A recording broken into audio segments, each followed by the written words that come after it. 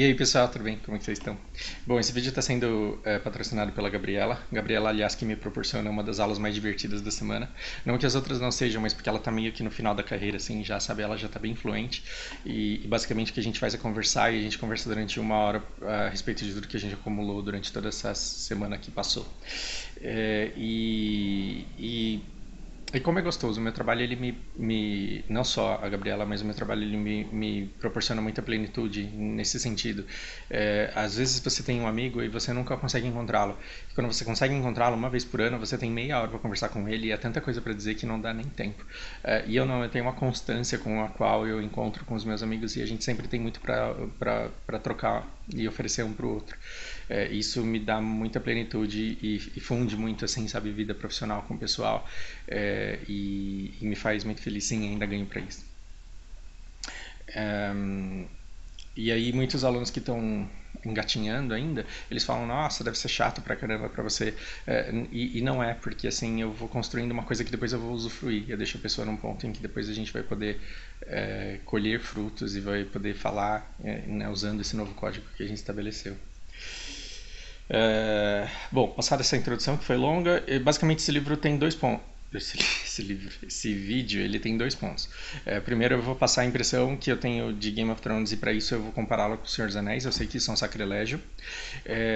Eu sei que são duas obras completamente diferentes, mas é justamente por isso eu quero dizer as diferenças que eu vejo entre elas para você entender a visão que eu tenho disso daqui. E depois que eu fizer isso, eu vou falar sobre algumas coisas da história. E essa parte que eu vou falar da história vai ter um monte de spoiler. E não vai ser spoiler progressivo. Eu não vou falar assim até a quinta temporada. Não, eu já vou começar chutando mesmo.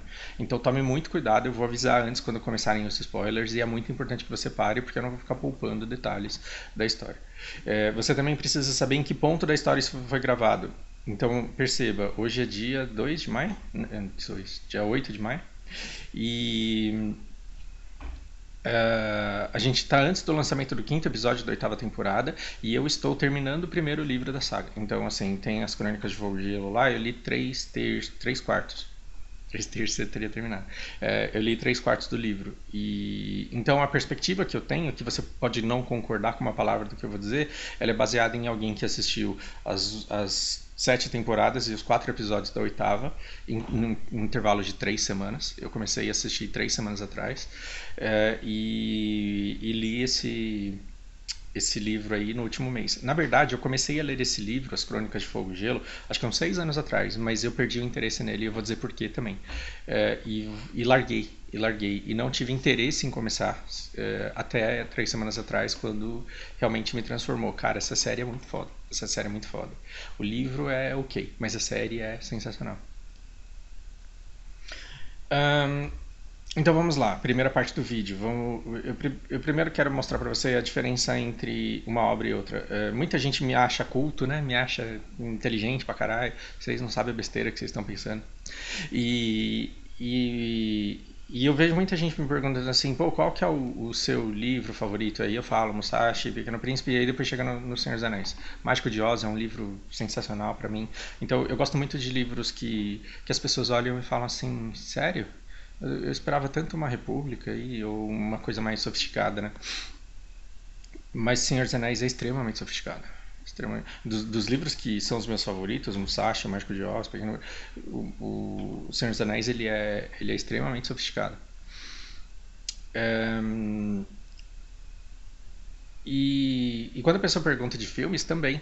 Quando eu falo de produção de cinema, as coisas que são as produções que eu mais gostei de ter visto na vida, O Senhor dos Anéis está ali. Aí você fala, pô, mas é uma história tão meh. Sim, é uma história meh. Então vamos falar o que é uma história meh. Qual que é a premissa do Senhor dos Anéis? Tem um anel que precisa ser destruído, o anel ele tá atrás de um cara mau e você tem que chegar lá atrás do cara mau. Então qual que é a premissa do Senhor dos Anéis? É pegar esse anel que está aqui e jogar aqui.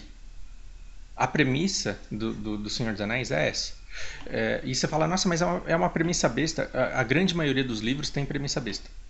A grande maioria das sagas de heróis tem uma premissa extremamente simples. E o que importa não é a grandiosidade dessa premissa. O que importa é o que é construído em torno disso. E aí você tem que ver que essa história ela tem que ser congruente, ela tem que ser convincente. Ah, Fausto, mas a sua história favorita ela tem elfo? Sério? Que ela tem hobbit? Que ela tem dragão?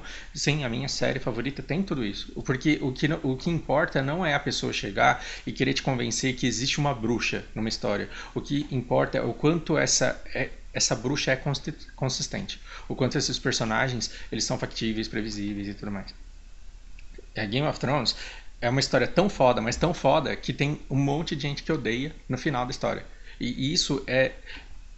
Se a pessoa ela tem ódio do que está sendo feito do final da história, é porque a história é boa. É porque a história é boa.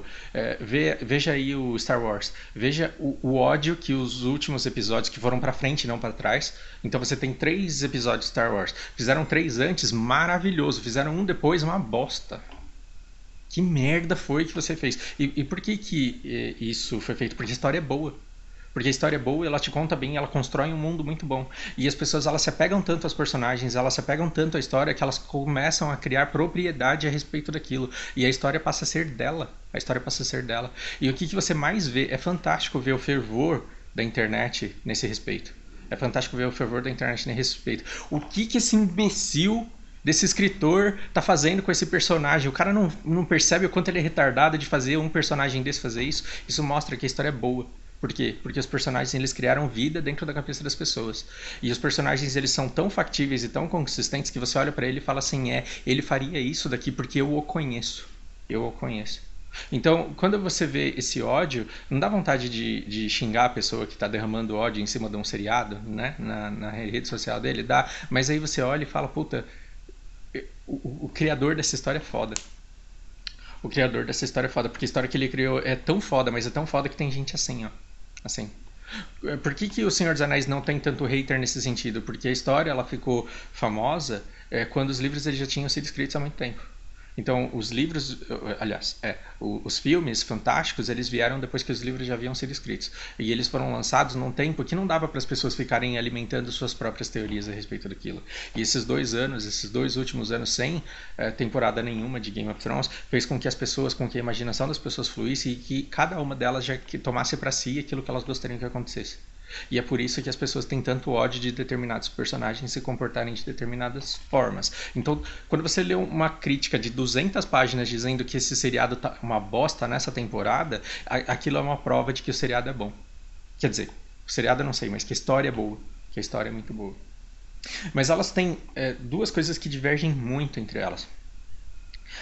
Cada uma foca em coisas completamente diferentes. Quando você pega o Senhor dos Anéis, isso é impressão minha e você pode discordar com absolutamente tudo que eu digo, mas O Senhor dos Anéis é uma obra extremamente descritiva e não narrativa.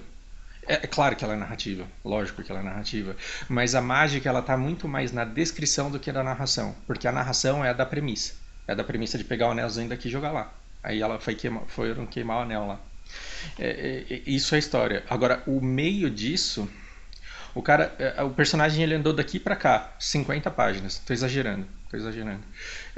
Daqui pra cá, o Tolkien, fabuloso, fantástico do jeito que ele era, profundo conhecedor de diferentes áreas do conhecimento humano, de sociologia, geografia, topografia, enfim, o cara era muito foda. O cara era muito foda. Então daqui pra cá, ele descreve tudo ao seu redor, ele mostra tudo aquilo que compunha aquele cenário e determinados elementos ele ainda explica de onde veio, no mundo que ele criou, com mitologia própria, com história própria, com vida própria. Então, quando ele te relatava, tudo aquilo que ele relatava era muito embasado. E não foi um escritor amador escrevendo uma coisa do tipo, o que eu preciso colocar nessa página para ficar da hora? Ah, eu vou falar que essa flor aqui, ela veio de tal campo. E esquece aquela informação e nunca mais lembra daquilo. Não, quando o Tolkien ele falava, determinada planta veio de tal lugar, se você for buscar a história de tal lugar, você encontra e ela é extremamente descritiva, detalhista e congruente. Isso faz com que o Tolkien seja uma das pessoas que eu mais admiro na história da humanidade. Sou baba-ovo do cara? Sim. Sou fanboy do cara, sim. Porque é tudo muito bem amarrado, é tudo muito bem detalhado, muito bem controlado. Uma das experiências mais fantásticas que eu tive no cinema foi quando primeiro mostraram nos filmes a capital de Gondor, que é Minas Tirith. E você vê que aquela é de múltiplas fachadas, assim, né, em níveis. Quando eu olhei para aquilo, eu falei, meu Deus do céu, cara, puta que pariu. Aí você me pergunta, foi exatamente do jeito que você imaginou? É lógico que não, isso é impossível. Mas é muito congruente com aquilo que eu imaginei. É muito congruente com aquilo que eu imaginei. E eu falei, caralho, não só. Eu fiquei imaginando quantas pessoas não tiveram essa mesma sensação que eu, por terem também imaginado alguma coisa muito próxima, por verem que aquilo era muito convincente perto daquilo que eles haviam lido. E também, cara, eu e a pessoa que fez esse filme tivemos uma visão muito próxima da coisa porque uma terceira pessoa escreveu aquilo. Isso foi, para mim, simplesmente fantástico. Então, além. é, é, é, o Senhor dos Anéis, você não tem mudança, você não tem uma transformação muito profunda em personagens. Você tem nos Hobbits, claro. Os Hobbits eles mudam muito ao longo do tempo, mas a essência deles permanece a mesma. Por quê? Porque a premissa é mais fácil. A premissa do Senhor dos Anéis é bem contra o mal. O bem sempre vai ser bom e o mal sempre vai ser mal mesmo. Então você não tem uma transformação ao longo dos conflitos que cada um viveu. Você tem personagens como o Legolas e o Aragorn, os caras são velhos pra caralho, até os homens lá viviam muito mais no mundo real, em paralelo. O tanto que esses caras tinham vivido, tinham passado, tudo aquilo que eles tinham se preparado tanto para aquele acontecimento que as batalhas não os transformavam da forma como os personagens de God são transformados. Então você passa lá pela Batalha das Duas Torres. Embora aquela guerra tenha sido sangrenta e tenha sido um milagre eles terem sobrevivido, o que eles fizeram foi matar orc. Agora, cada batalha que você tem de Game of Thrones, você tem irmão matando irmão, né? Cunhado matando cunhado. E você tem pessoas ligadas e se traindo e mudando de prioridades e estabelecendo novos acordos o tempo inteiro. É um xadrez de promessas, né? Que você acompanha. Então o foco é completamente diferente. Enquanto o Senhor dos Anéis, assim, ele cria um mundo absurdo e tenta te convencer que ele é real, te dando detalhes congruentes a respeito daquilo, o Game of Thrones ele caga para os detalhes. Ele tem a interação de pessoas e você vai mostrando a transformação de cada personagem dado o perrengue que ele estava passando naquele momento. Nesse ponto é fantástico. O que inevitavelmente torna Game of Thrones uma e os fãs eles vão querer me matar agora, torna o Game of Thrones uma novelinha mexicana sofisticada. Porque o. Eu vou falar uma coisa que vocês podem me odiar para sempre por isso, mas a impressão que eu tenho é que o seriado ele foi uma coisa fabulosa que veio para resgatar um livro ok. Porque quando você lê o livro do Game of Thrones, o que você vê são interações humanas o tempo inteiro. Eu nasci, eu passei por isso, e eu vivi isso daqui, fulano não me bateu, aí eu fui lá e fiz isso com ele. Aí o outro fala, fizeram isso comigo, e aí ele vai ver também, porque. E aí você não tem narração do ambiente, você tem o mundo em torno deles completamente ignorado, e a única coisa que importa são as relações humanas. Aí você fala, você é um imbecil de falar isso porque eu comprei um livro que veio com um mapa todo detalhado de tudo. E perceba, olha o que você está me dizendo. O livro que veio com o mapa todo detalhado, mostrando exatamente como que era cada lugar e veio com uma foto de não sei o que, ele vem para que você não precise encontrar aquilo no texto, porque se você procurar não está lá. Pelo menos não no primeiro livro. Eu posso, né, lembrem do começo do vídeo onde eu falei onde eu tô. Pelo menos no primeiro livro, em 75% dele, não se fala nada a respeito do mundo que é construído. Fala-se apenas da interação dos personagens. Então, quando você falar, tome cuidado, porque quando você for falar das obras Senhor dos Anéis e Game of Thrones, você não pode dizer que Game of Thrones é escrito com o mesmo nível técnico e com a mesma grandiosidade do Senhor dos Anéis. Por quê? Porque ele é basicamente escrito em torno de interações de pessoas conversando umas com as outras e traindo umas outras pelas costas. E isso é relativamente muito fácil de fazer. E aí depois, quando você cria uma arte a respeito daquilo, você desenha toda a Terra, a pessoa que lê o livro, ela olha e fala assim, não é que é isso aí mesmo? Oh, que legal saber que é desse jeito.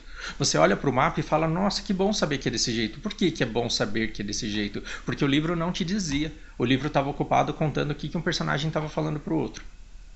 E aí, quando você você olha o Senhor dos Anéis, quando você vira para um lado e tem o desenho do mapa, aquilo é só uma confirmação de tudo aquilo que você leu e que já estava muito bem explicado anteriormente. Você está vendo como, se você não leu nenhum dos dois livros, isso daqui é muito importante para saber o que te espera caso você comece cada um deles. Tem gente que começa o Senhor dos Anéis e não aguenta, fala, cara, não acontece nada. O cara fica 2 horas falando do pé do Hobbit. Sim, ele fica 2 horas falando do pé do Hobbit. Porque ele faz com que você desenhe o seu mundo através da receita que ele está te dando. E o Game of Thrones não tem isso. Ele vai ficar falando basicamente a respeito dos personagens e do que eles pensam, do que eles querem e de como eles mentem ou de como eles agem para chegar onde eles querem. Então, em termos de livro, Game of Thrones ok. E ele, na verdade, ele é uma ótima base para esse seriado fantástico que foi criado. Esse seriado, sim, ele tem valor. Agora, vou ter que encerrar agora e vou ter que deixar o resto para uma segunda parte, mas o próximo vídeo que espera vocês, eu vou dizer sobre alguns elementos que aparecem no seriado, que eles são muito importantes, porque o livro eu não sei, mas que eles precisariam muito ser explicados. A minha dúvida é, depois de Game of Thrones, será que a gente vai ter um Silmarillion aí para explicar determinados elementos? É mais ou menos isso que eu vou especular no próximo vídeo, caso vocês tenham interesse. Por enquanto, é isso.